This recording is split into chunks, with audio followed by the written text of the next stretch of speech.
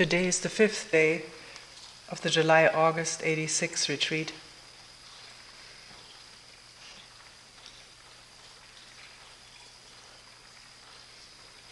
Several questions have come up about awareness.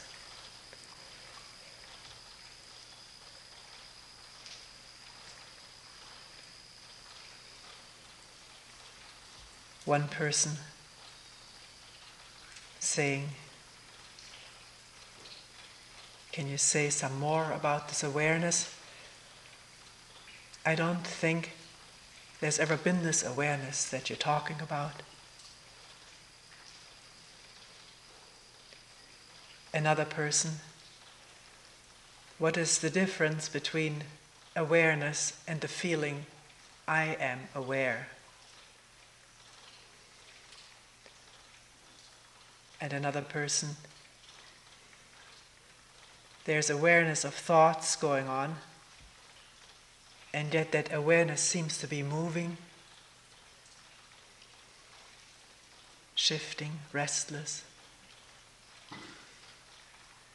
Does awareness move?"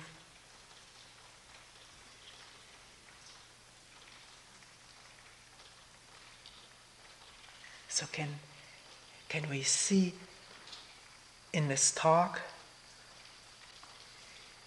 whether it'll become clear what awareness is and what thoughts are and what reaction is?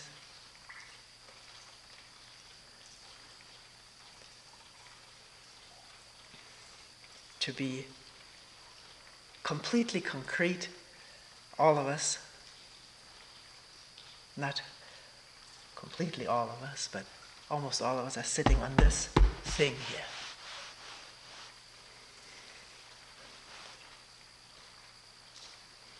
You can look at it if you're not sitting on. Look at it in front of you. There's this thing here.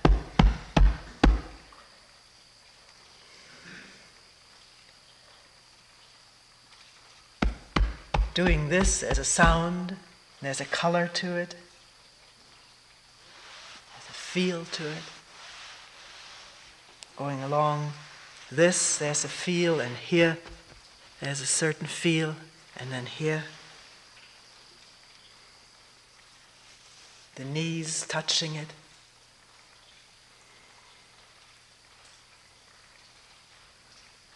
And this we call a mat.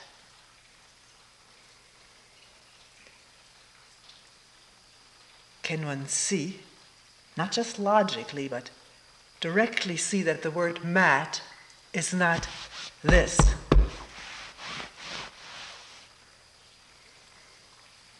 It's a symbol, it's an abstraction of this. This here is not a word, it's not a thought. It's what it is. And depending on how it is approached, used, it's what it is.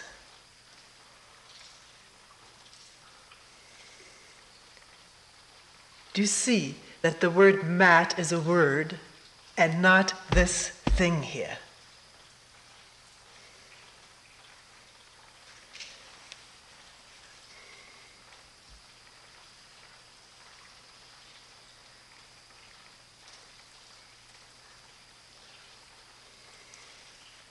Looking at it, looking at the color of it, one may not like this color.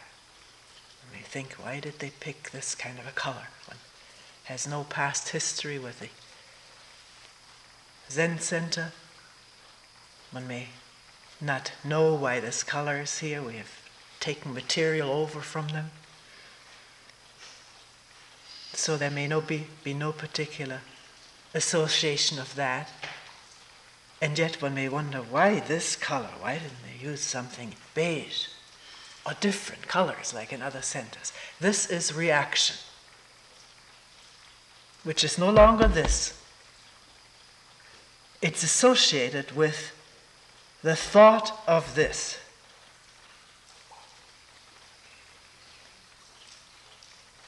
The mind screening different colors, the memory of different colors. And then according to one's background and upbringing and tastes, this color is preferred over that color. That is an associated reaction, but not this. This is just what it is.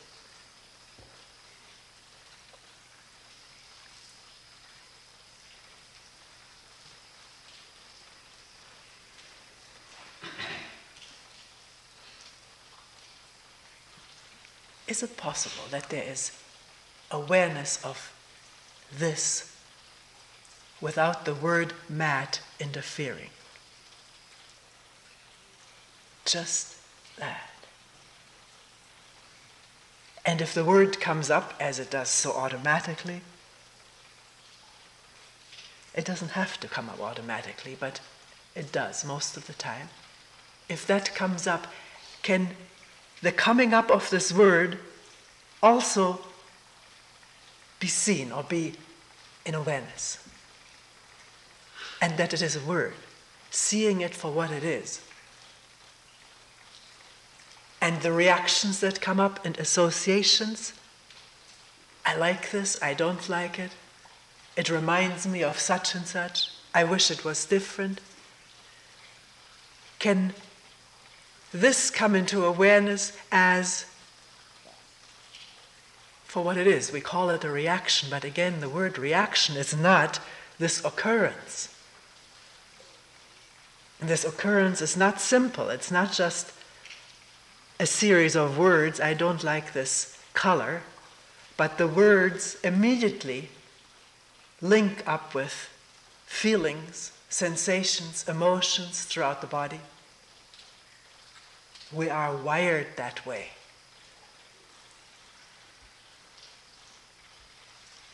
From the past.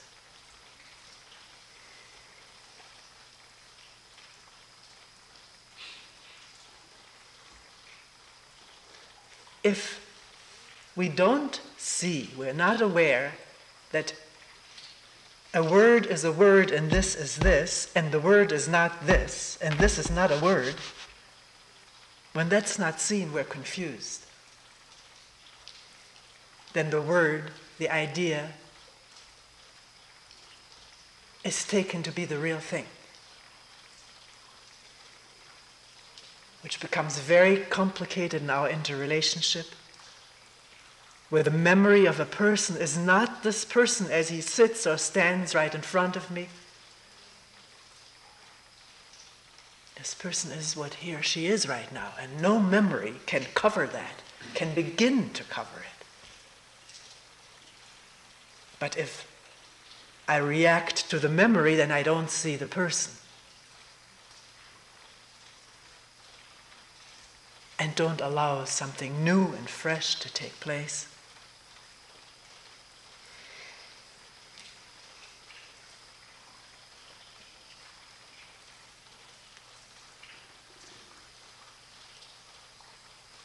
Listening right now is not difficult.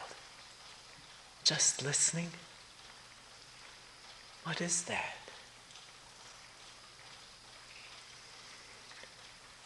And if the word rain comes up, or rain hitting the ground, can one see instantly that the words rain hitting the ground is not this?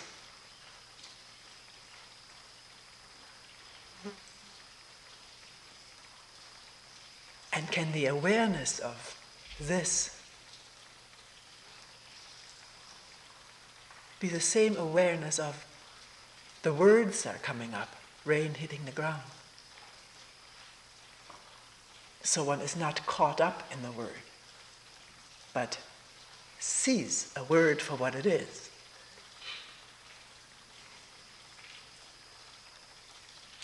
A movement in the brain, which comes from memory. If there was no memory of the word rain, we couldn't produce it. We could listen and hear.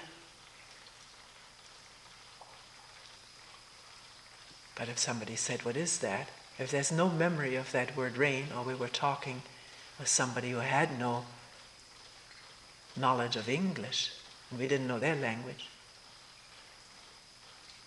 what would we say?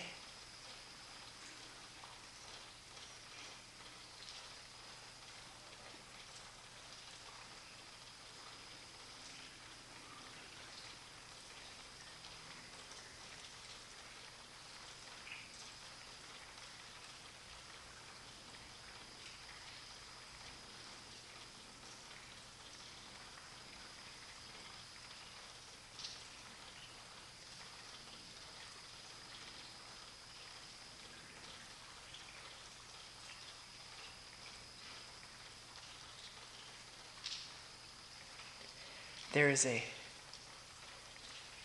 quite famous story of two people walking across a field together, and a flock of wild geese flying overhead.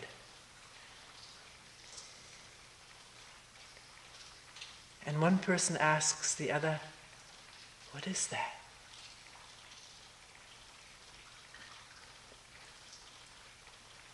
And the other person says, "Those are wild geese."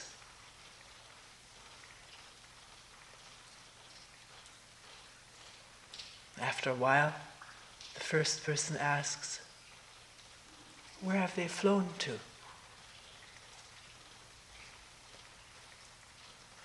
And the answer is, "They've flown away." With which the first person tweaks the nose of the answerer. At which point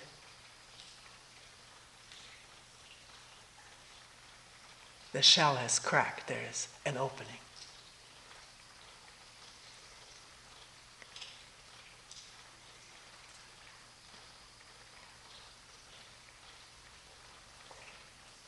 In our memory, probably as the story was told, we've all seen wild geese, and the field, we can evoke that scenario on the screen of the brain. I don't know what it is. I don't know whether anybody knows what it is.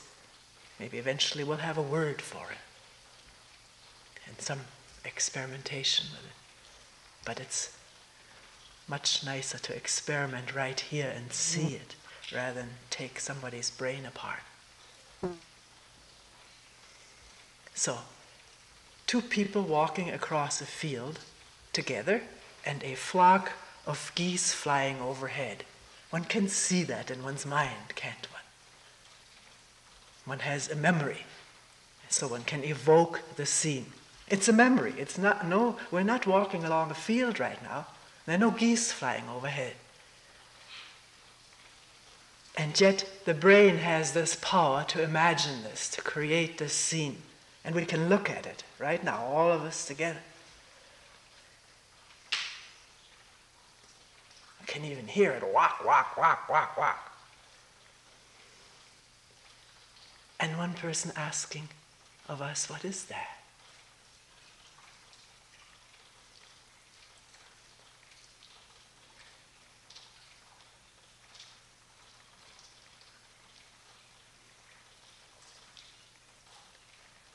Is one really with what's actually going on? Right now it's just memory, but we can see it. They walk, walk, walk, walk, walk, walk, walk. Or is there the word and now just seeing the word wild geese? Being with the abstraction, the word.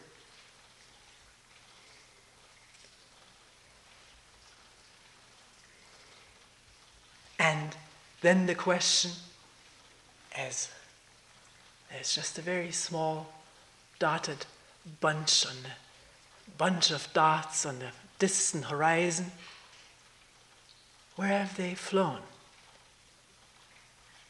And the answer, they have flown away.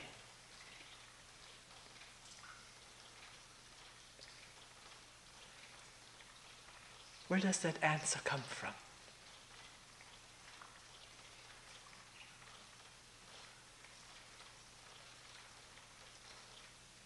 That is the movement of thought, isn't it? remembering that they were here overhead, remembering seeing them, and now just those little dots in the horizon, and the association from memory, from knowledge. This is flying away. This is what is called flying away. There is a movement of thought involved. Do you see that?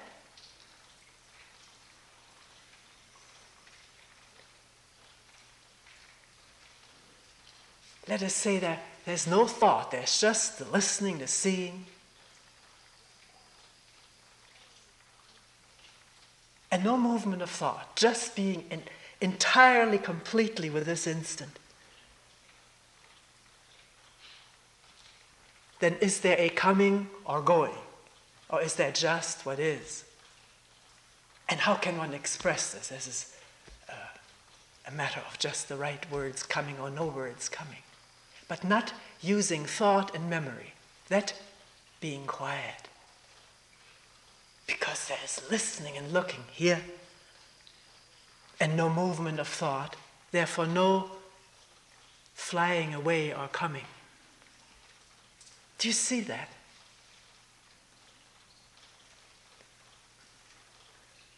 And in the story, the tweaking of the nose,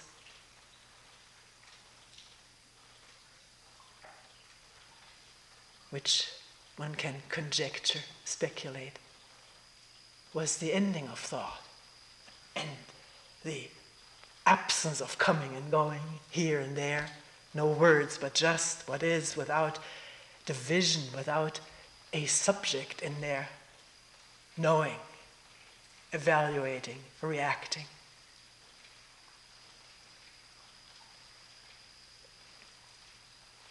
Which brings about what seems to be a different kind of perception.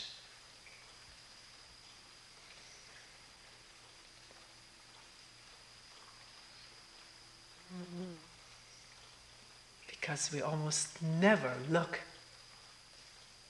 without the word and without being caught up in the word and without being caught up in the reaction and the associations and the feelings.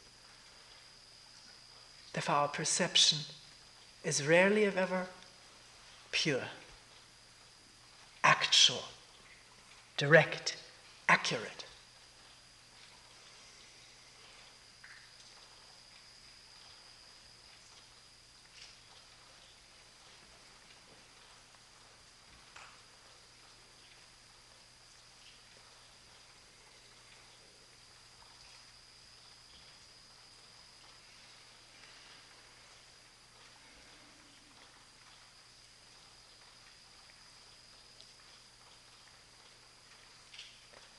Does the question come up? How does one get to this new perception? And does one see that that is a habitual, conditioned way of thinking? Wanting something and then how do I get it? Just see that, that's enough. Because the question can't be answered.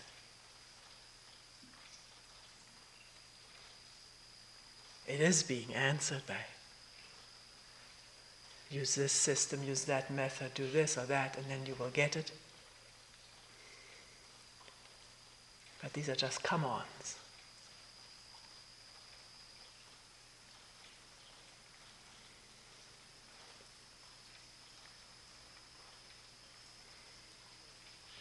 Is it possible to be aware without the word, without reaction? Or to see the reaction instantly for what it is, and then it has no power. It doesn't grow roots and vines all over the mind. It's seen and the vision is cleared again. Till the next time that a thought comes up. If there is no awareness that this is a thought, then we are involved in a real thing again. In an argument with somebody who hurt us yesterday and is so real. What we should have said, given him or her a piece of our mind, or else remembering something most pleasurable. and the connection between thought and pleasure, which is a very interesting phenomenon, that we're able to derive pleasure, the pleasurable sensation, from just imagining a past pleasurable experience without having any of the physical stimulation of it. Just the thought is connected neurologically with we don't know what. I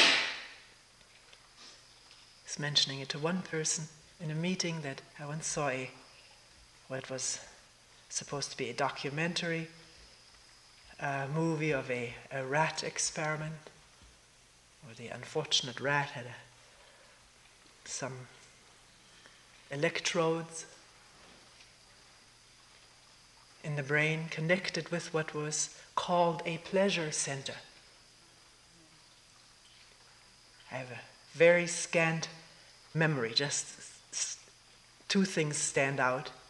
I don't know how reliable the experiment was.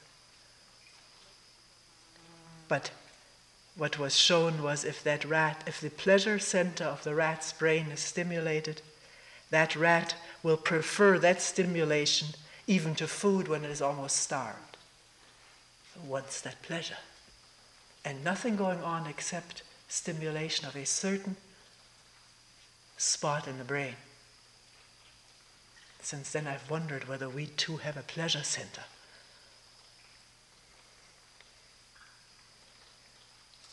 Because thought is drawn to pleasurable memories.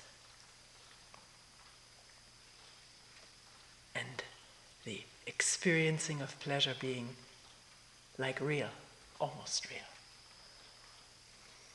But at the moment one isn't even aware that it is just imagination until one comes to.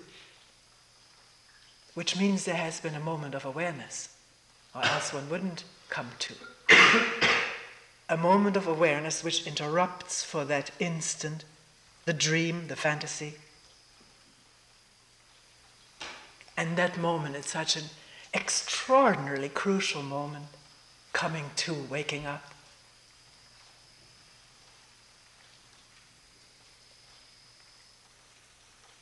What happens at such a moment?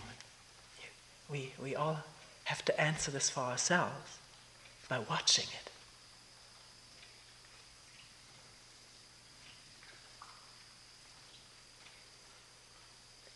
Very often, being conditioned this way to praise or blame ourselves, we will immediately react, I shouldn't have been dreaming, I'm wasting my time, I paid money for this retreat. Did I pay money to dream? I could have done that cheaper.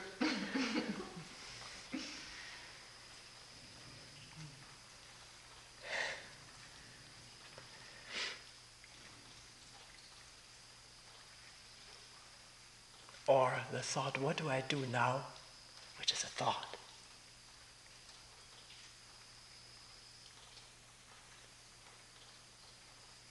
Can that be seen without somebody tweaking our nose?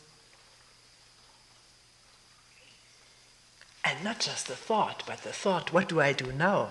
A host of associations. I don't know what to do. And she doesn't tell me. Maybe I should change teachers, somebody who gives guidance.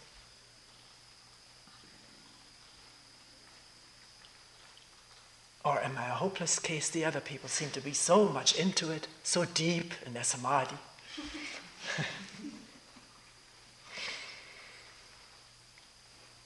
I'm caricaturing a little bit, but these kind of thoughts do go on, don't they? And of course, the moment of awareness is blown.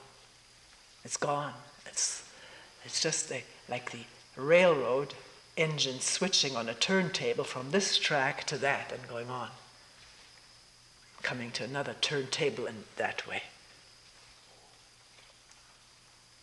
Why at the moment of awareness could there be nothing? Not what should I do, or too bad this happened, or will this happen forever, or how good I am or bad. To be alert. one knows these reactions come up. They've come up all one's life. There's nothing new. And let the energy gather in this alertness. There's not control. Not trying to now control and keep the pressure on so no reaction comes up. That's another thought, another reaction, another habit. It's a completely open, not knowing, energy gathering in awareness.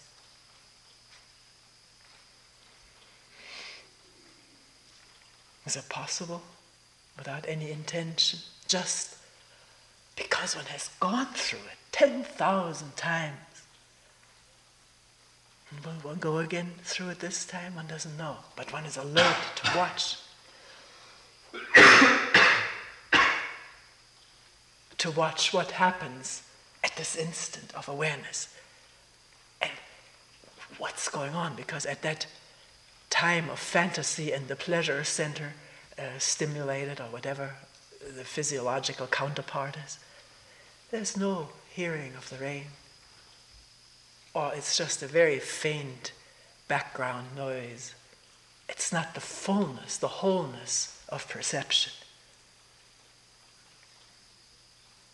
It may not even, during a pleasurable fantasy, may not even be awareness of pain in the knee. And that may be one of the reasons that fantasies are started, to get away from something unpleasant. Not that I say, okay, I don't like this, now I'm going to turn that on. It happens so quickly, so automatically, that one could ask, is it ever possible to catch it?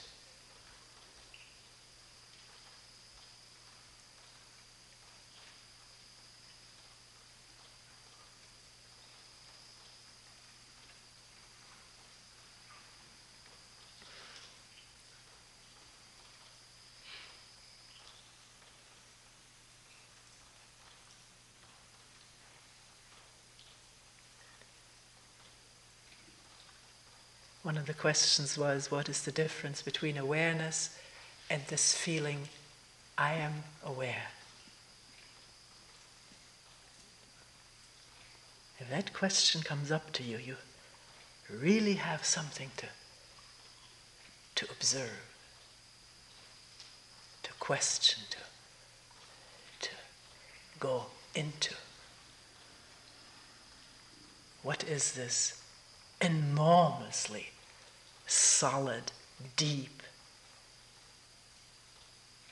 feeling that there is me listening, or me being aware, that there's someone there? What makes up this solidity?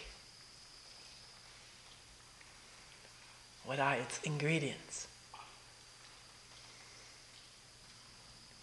And the moment the attention is directed to that, one wants to find out, one listens and looks and is aware, it reveals itself.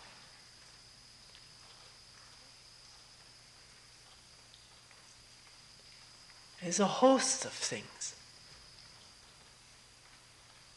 All memories, thoughts, and feelings, what I want, what I am or want to be. All of our words and explanations in which we find security. To know that this is rain and to label it and to react to it, how much more is it going to rain, or whatever our reaction is not just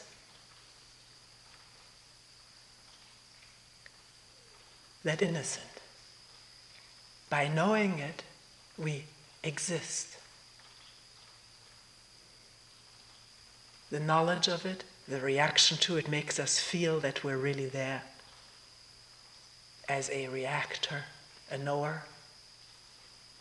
Because if you have observed during your sitting, there is some kind of a mechanism in the brain that I've called instant playback, where one constantly wants to know, well, how am I doing? Where am I? What is going on? And symbolize it to oneself mentally, through words or image or both. And this mechanism is probably very helpful in assuring ourselves that we exist as me. I'm there. And the attachment to that. Or if for a moment we don't know what is going on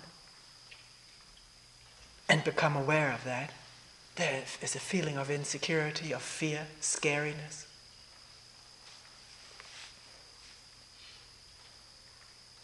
As people have expressed it time and time again, I don't think I want to do this thing. I'm not so sure. I've had a glimpse of there being nobody, but I'm not so sure that I want to do that. Because associated already with this moment of there being nobody, because thought and reaction is quiet, associated with this moment is what's going to happen to all my pleasures, my attachments, my way of life. Is that going to change? And the fear that sets in when we don't know what we are, what we're going to be, which is all thought. It doesn't mean that we are that and we're going to be that. It is this pseudo-security we find in our thought and knowledge, and that can be detected in sitting or walking. I don't want to specify the time or place or posture, but it is detectable. And sitting quietly, motionlessly is very helpful in this. Because there's a minimum of distraction, not none. Because the distraction machine is running.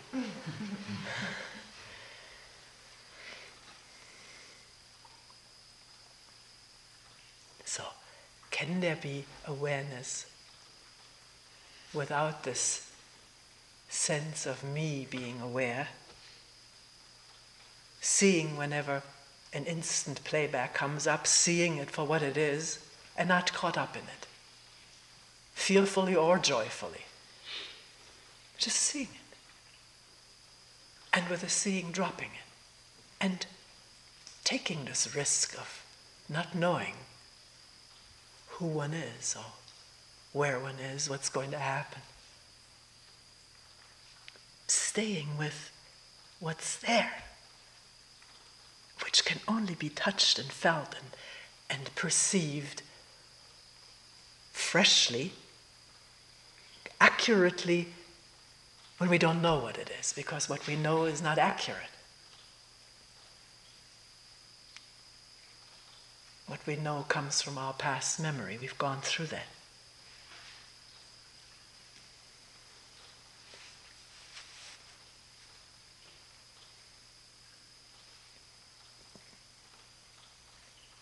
In this way, one loses one's solid trust in the reality of thought, that thought can solve our problems, can tell us what is going to happen. We think it does, and we take our refuge in it, but it has nothing to do with what's actually happening and going to happen, or very, very little.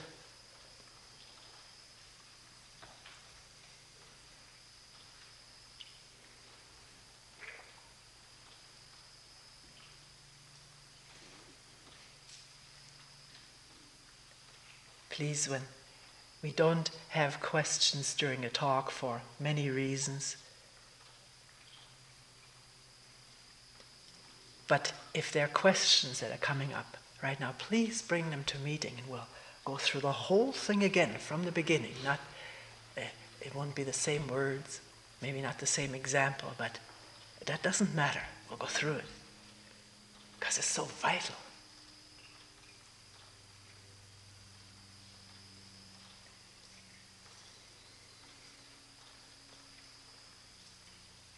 Why is it vital? Vital?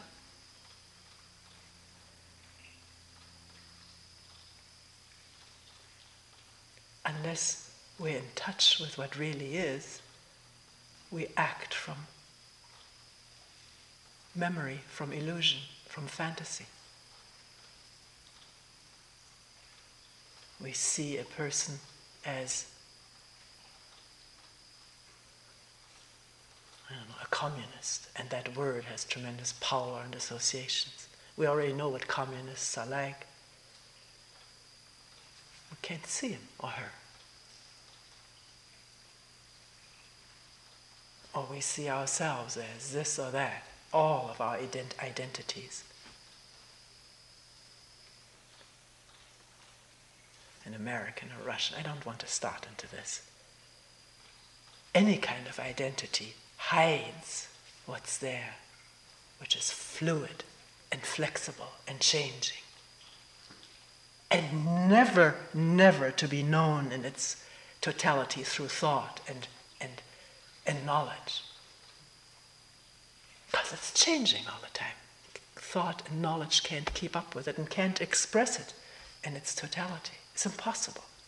I don't think there's a scientist on this world who would deny that. At the end of every scientific article or publication or treatise, there's almost every, I never make those statements. We know very little right now, but we have to find out so much more. And by the time one will find out so much more, new instruments have been developed which uncover a new reality. Because reality is related to the instrument with which one looks at it. So, knowledge is very confined and limited. Life is not.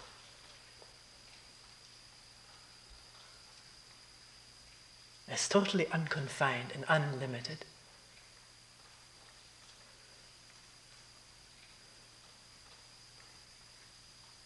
And changing. But wait a minute. Aware that we're using words here.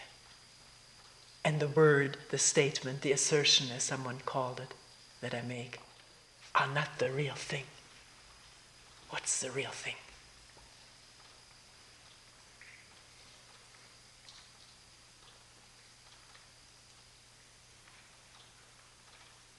I don't know.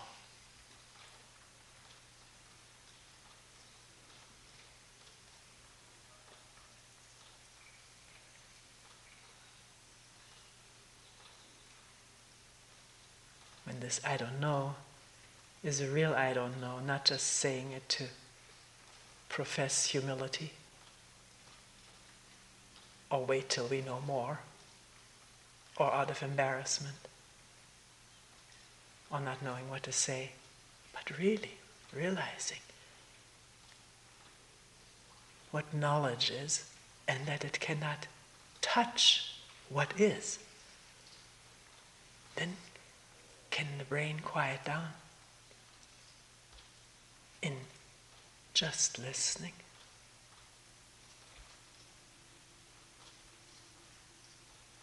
And looking?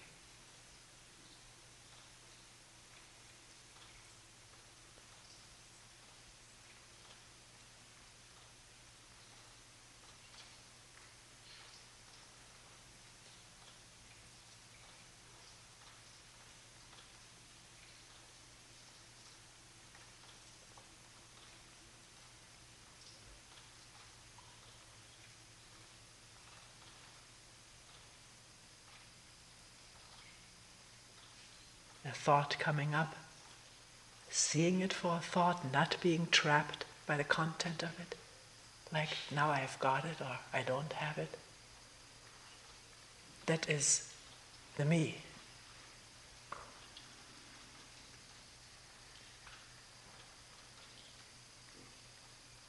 Do you see that?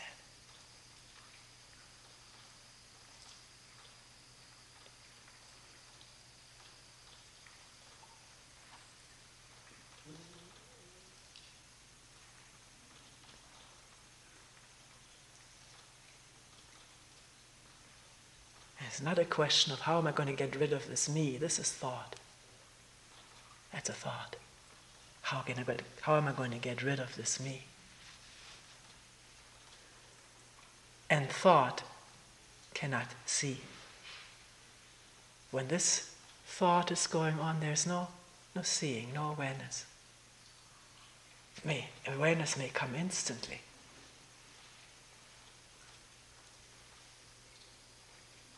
That gives the feeling that one person described of awareness moving.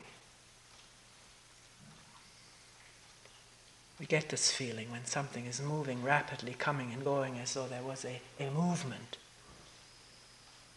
But awareness does not move. Awareness does not move. It doesn't move. Thought moves. Thought says the geese are flying from here to there.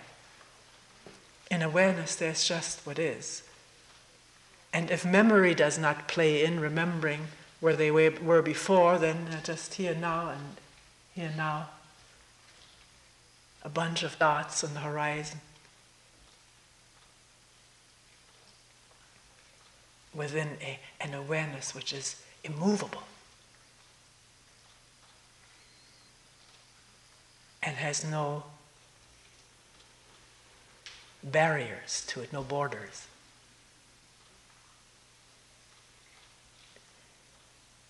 This example came as a person asked about the moving of awareness. Can awareness be like a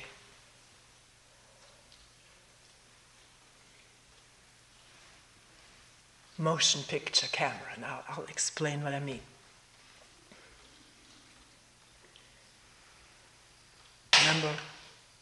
I remember when my husband and I had our first movie camera.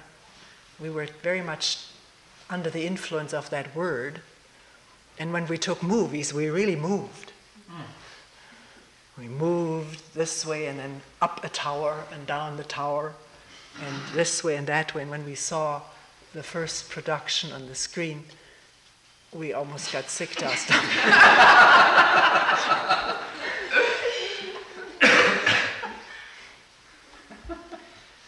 Thought, what did we do? And we went to a movie, and we saw a movie with Humphrey Bogart and Lauren Bacall. And we noticed, to our surprise and interest, that camera hardly ever moved. It was the people that were moving. There was a scene where the two of them were in conversation. First, the movie was, the camera was fixed on Humphrey Bogart, and he was going through his thing, probably lighting a cigarette. And then Lauren Bacall with all her, well, I don't have to go into that. And then the camera was a bit farther back, again not moving, and the two of them were seen together, conversing. The camera was still, but the objects were moving.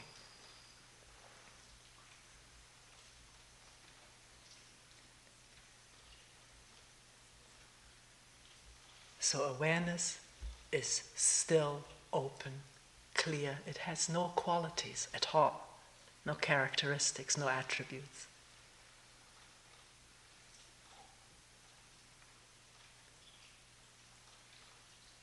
What moves are thoughts, or a deer running across the field.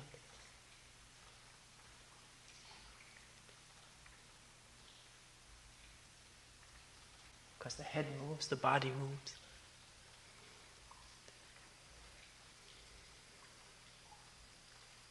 But awareness doesn't move. It either is there or it isn't there. And when it isn't there, the me is there.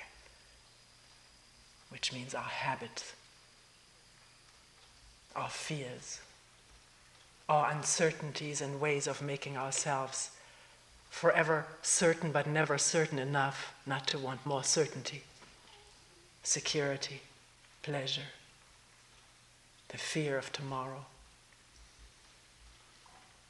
the images we have to which we cling, the things with which we're identified, our groups, the attachment to that. When there's no attention, that operates automatically, habitually. It's been conditioned since we were born and before we were born, because our conditioned parents conditioned us, and society, which are the people with whom we live, and who are not different from ourselves.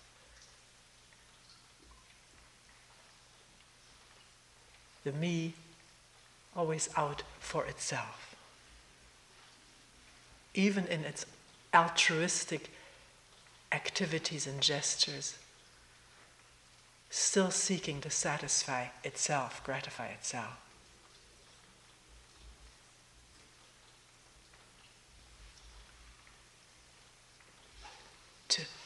To be intimate with that without immediately condemning it, because if we condemn it, we don't see it clearly.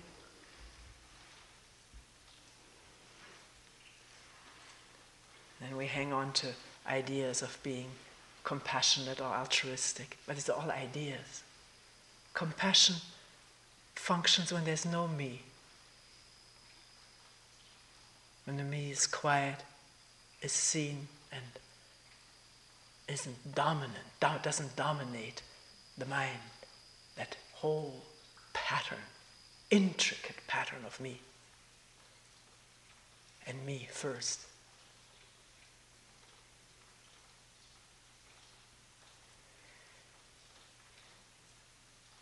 And if one isn't alert to it, it has the upper hand in gross ways, but also in most subtle ways. It can masquerade in any costume.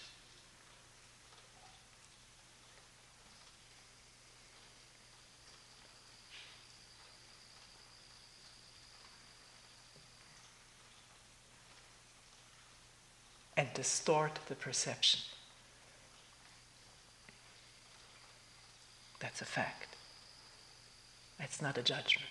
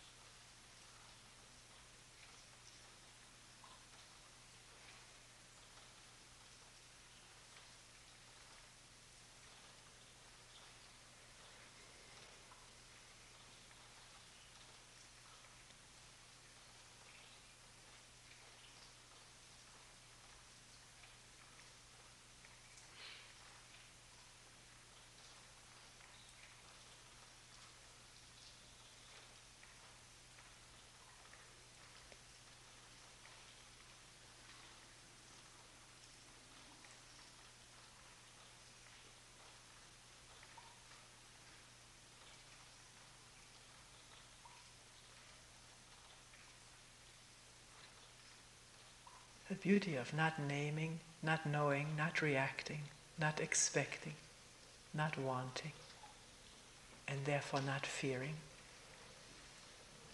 is that everything can exist simultaneously, which it does, without interference.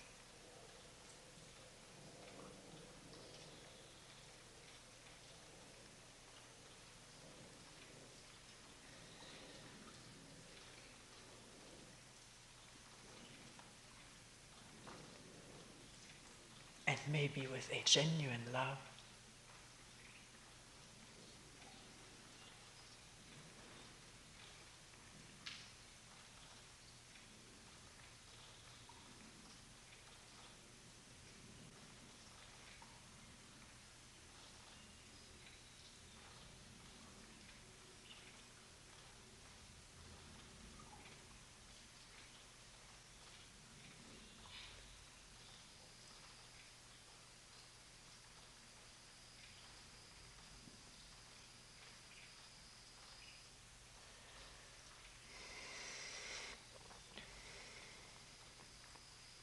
we will end here for today.